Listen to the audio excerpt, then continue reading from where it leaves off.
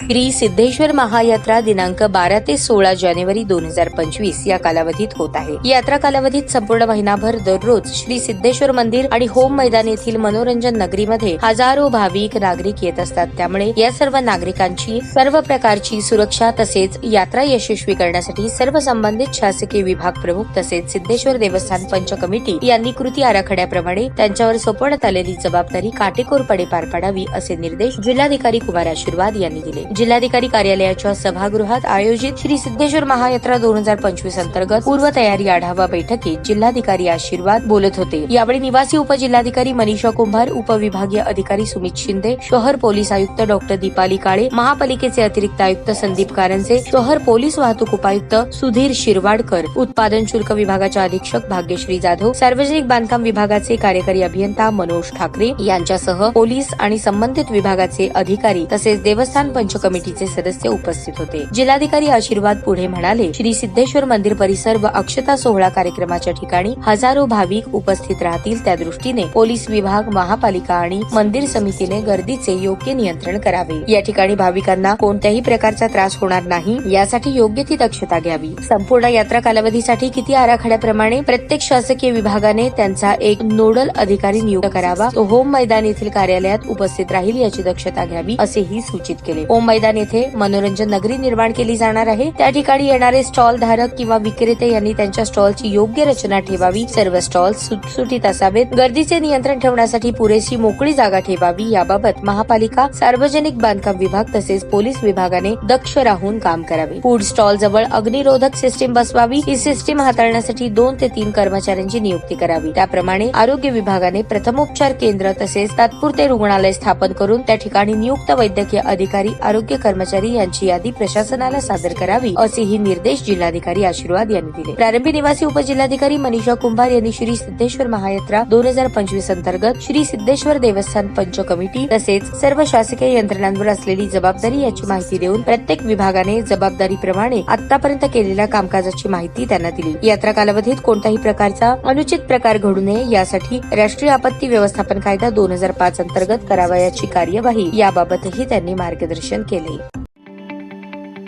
ताज्या बातम्या पाहण्यासाठी प्राईम महाराष्ट्र न्यूज चॅनलला सबस्क्राईब करा।